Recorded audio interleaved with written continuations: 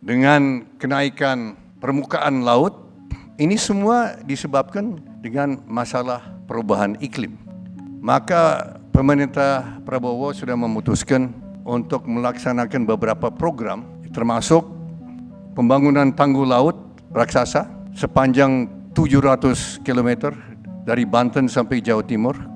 Program ini mungkin akan memakan waktu cukup lama, mungkin 10-20 tahun, tapi harus segera dimulai untuk kita melindungi jutaan hektar sawah yang terletak di pantai utara Pulau Jawa tahun 2015. Kita semua masih menunggu dampaknya. Semua yang saya ketemu dan ini lihat ada dampak negatifnya adalah kalau Amerika yang saat ini merupakan polluter, ya, pencemar kedua terbesar setelah China, kalau mereka tidak mau mematuhi, kalau Amerika tidak mau nuruti perjanjian internasional, kenapa harus negara seperti Indonesia juga, kenapa kita harus patuhi?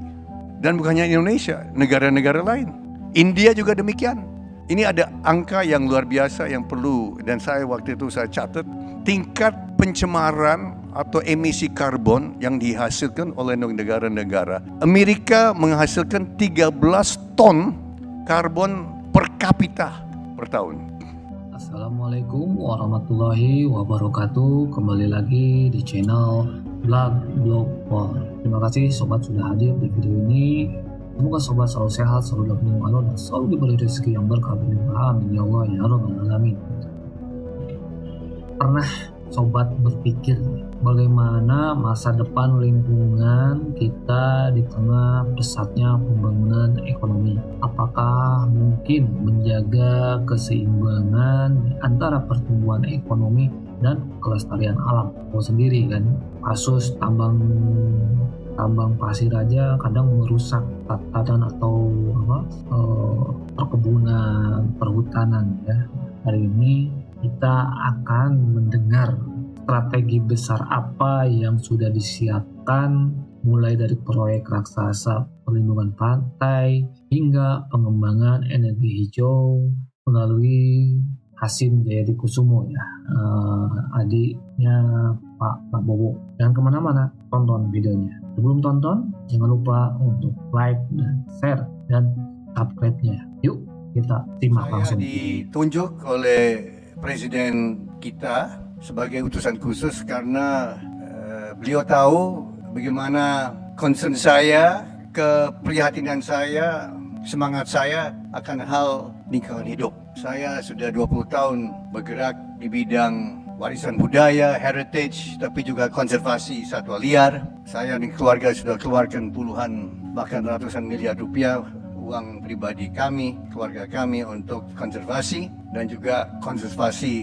satwa liar. Dan di situ saya lihat bahaya yang mengancam makhluk-makhluk, bukan hanya manusia tapi makhluk-makhluk lainnya.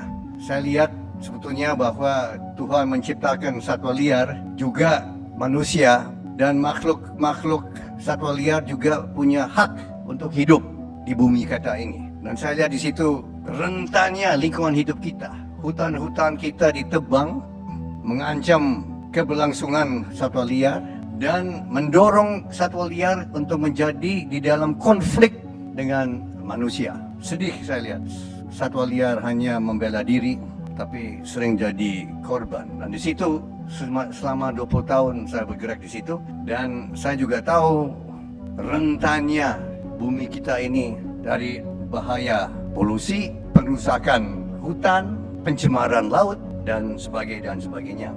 Kita lihat sekarang dampak daripada perusakan lingkungan hidup kita. Kita beberapa malam lalu kita sudah lihat akibat banjir. Kita lihat ya dengan peristiwa pagar laut di mana para nelayan kita merasa terancam dengan kenaikan permukaan laut.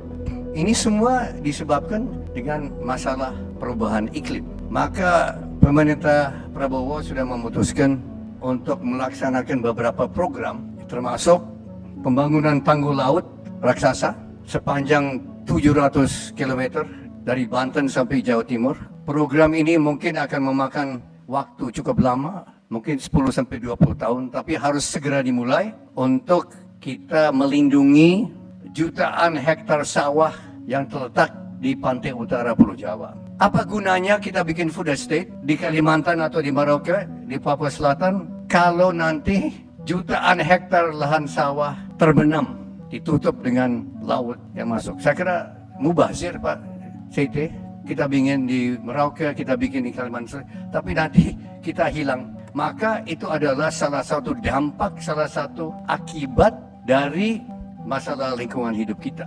Kita harus segera. Ternyata Pak CT, program tanggul laut raksasa itu sudah mulai dirancang tahun 94, waktu zaman Orde Baru. Karena waktu itu pemerintah sudah melihat ancaman daripada kenaikan laut. Itu waktu zaman Pak Emil Salim, Menteri Lingkungan Hidup. Mungkin kita bisa ingat semua. Itu sudah mulai dirancang tahun 94. Sekarang kita sudah lihat, mungkin sudah sedikit terlambat, tapi never too late. Kita bertekad untuk melindungi jutaan hektar lahan sawah yang paling produktif dan paling subur, itu terletak di pantai utara Pulau Jawa. Terus ada program-program lainnya, tadi saya lihat dari kawan-kawan dari PLN juga hadir. Mungkin lebih tepat mereka yang bicara mengenai program jangka panjang PLN, tapi di situ kita lihat bahwa kalau tidak salah, rencana jangka panjang PLN sampai 15 tahun itu untuk membangun pusat-pusat listrik sejumlah 103 gigawatt. 75% itu dari renewable energy bawahnya. 75%, 75 gigawatt itu nanti dari renewable. Renewable antara lain dari mana? Geothermal, panas bumi, tenaga bayu, wind power, tenaga surya atau matahari, dan juga nature based, berarti dari biomasa. Di samping itu ada rencana dari pemerintah untuk membangun sejumlah pusat tenaga nuklir, kalau tidak salah sampai jumlah 4,3 gigawatt kalau tidak salah. Termasuk nanti yang namanya SMR, Small Modular Reactors, yang terapung, floating. Dan ada 1, 2, atau 3 pusat tenaga nuklir yang besar, 1 gigawatt masing-masing. Ini semua untuk menjawab tantangan dari perubahan iklim.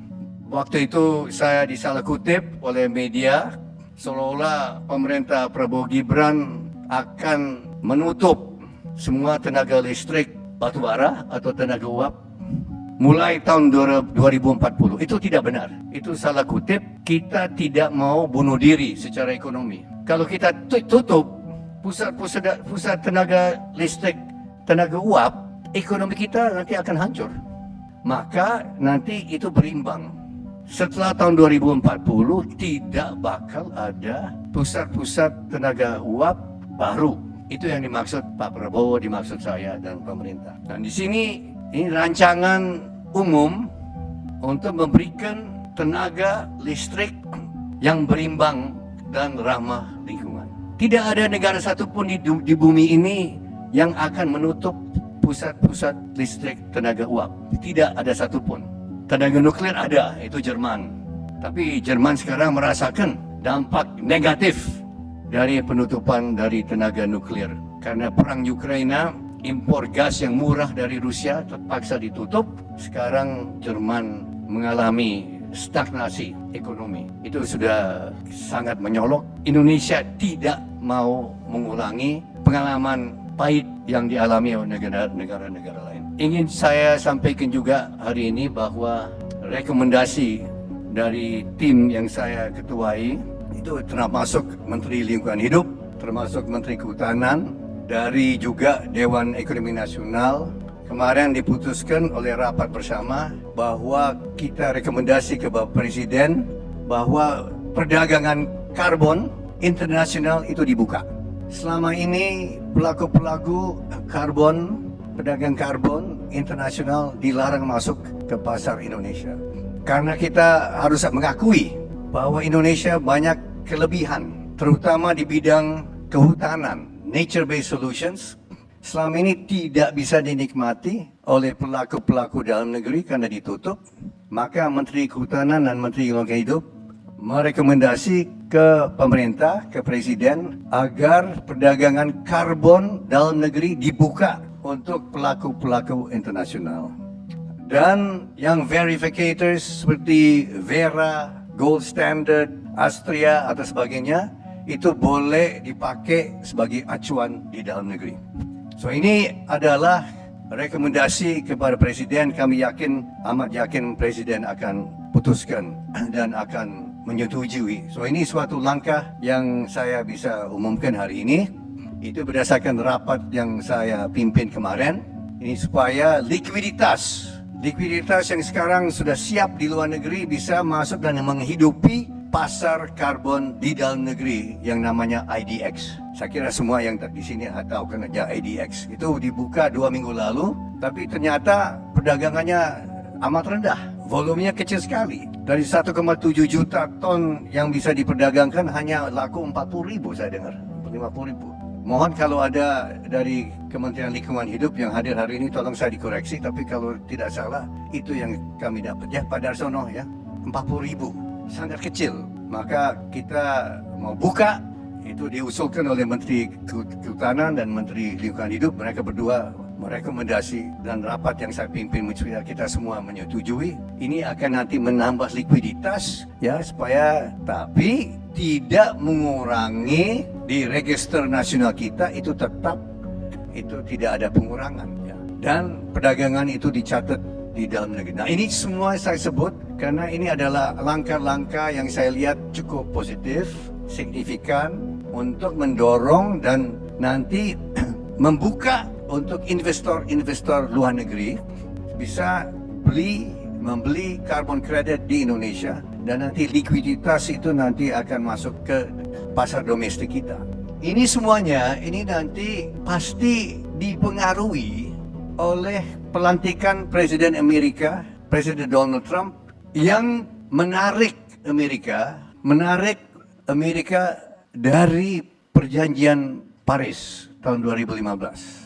Kita semua masih menunggu dampaknya. Semua yang saya ketemu dan ini lihat ada dampak negatifnya adalah kalau Amerika yang saat ini merupakan polluter ya, pencemar kedua terbesar setelah China, kalau mereka tidak mau mematuhi, kalau Amerika tidak mau nuruti perjanjian internasional, kenapa harus negara seperti Indonesia juga, kenapa kita harus patuhi? Dan bukannya Indonesia, negara-negara lain, India juga demikian.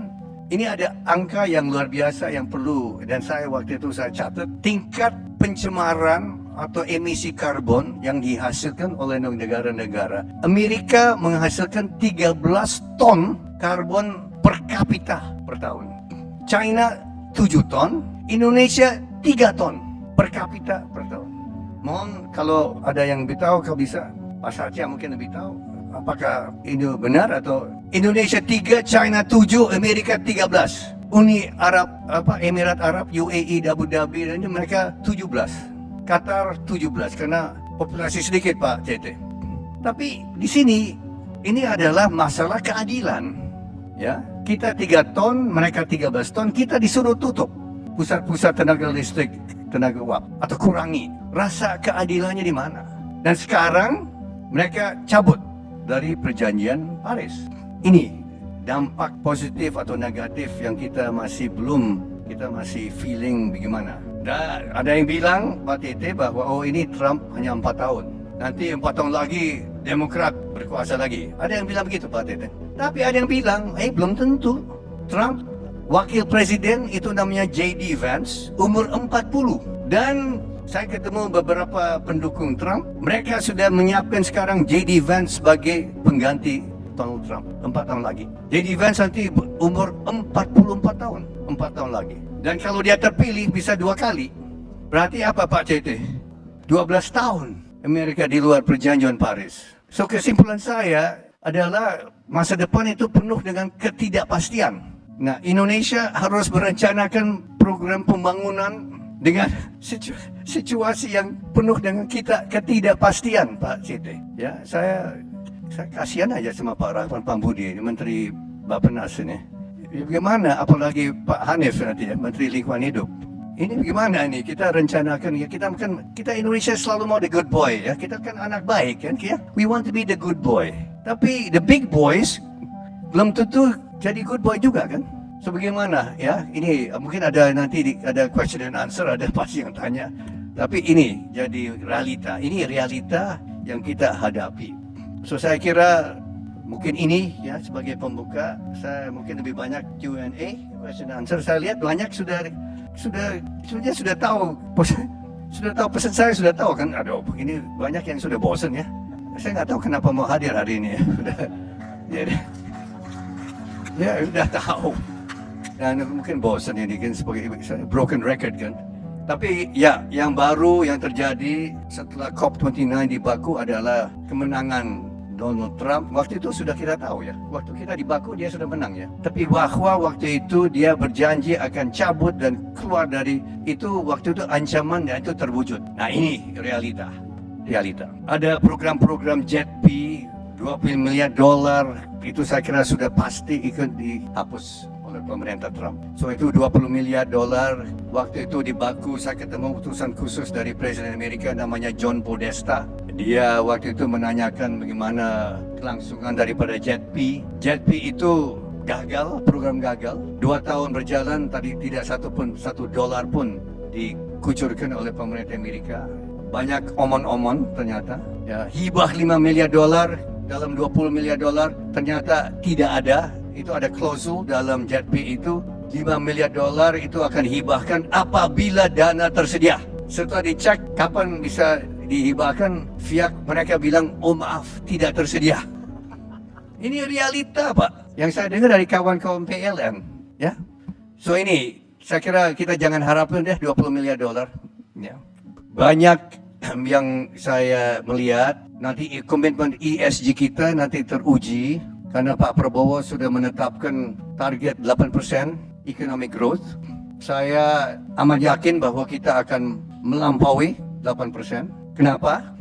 Dan ini ada nanti dampak juga kepada supply dan kebutuhan listrik dan energi. Semakin cepat, semakin besar pertumbuhan ekonomi, itu nanti membutuhkan supply energi yang juga besar. Nah, kenapa kami optimis, sangat optimis bisa mencapai dan melampaui? Kemarin sudah diputuskan bahwa anggaran untuk makanan bergizi gratis akan ditambah dari 71 triliun menjadi 171 triliun rupiah untuk program makanan bergizi gratis.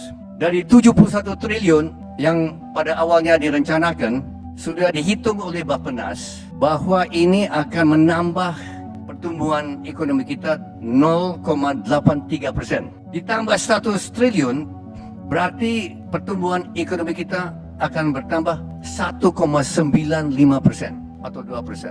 Kenapa? Karena uang ini akan disuntik, sedang disuntik dan akan disuntik kepada pelaku-pelaku ekonomi di tingkat yang paling dasar, yaitu di pedesaan. Untuk apa? Untuk beli telur, untuk beli ayam, beli sayuran, kelor, beli ikan, beli nasi, beli jagung, dan sebagainya, dan sebagainya, dan sebagainya. Ini akan nanti merupakan stimulus ekonomi. Dan dari 171 triliun kita hitung, ekonomi akan bertumbuh atau bertambah 1,95 sampai 1,9%, hampir 2%. Dari program makanan bergizi gratis. Di samping itu ada program perumahan yang saya juga ditugaskan untuk menangani.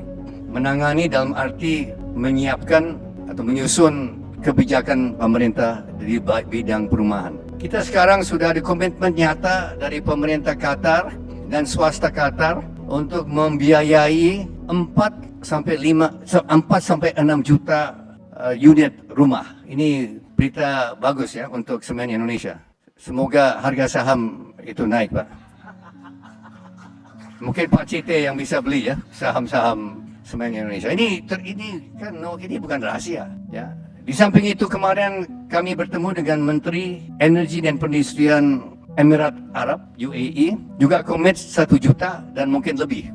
Ini belum termasuk nanti dari China, dari Turki, dari India, dan dari Singapura dan lainnya. Kami ketemu dengan kontraktor India waktu kami berada di India. Ini semua nanti akan menjadi stimulus ekonomi ya, di bidang 185 bidang ekonomi yang nanti terikat dan tersentuh dengan program perumahan, termasuk semen. Saya dengar dari Pak Doni, 3 juta rumah dan apartemen setiap tahun memerlukan 15 juta ton semen. Betul Pak Doni? Dari 60 juta ton sekarang bisa tambah 15, betul? Itu selama insyaAllah 10 tahun. Ya, selama Pak Prabowo pimpin, ya insyaAllah bisa 10 tahun. Berarti ini program perumahan akan betul berlangsung. Di samping itu, perlu besi. Saya dengar satu rumah perlu 1 ton besi. Ini saya dengar dari REI, Pak, Real Estate Indonesia. Berarti apa? 3 juta ton besi baja akan diperlukan tambahan setiap tahun. 3 juta ton.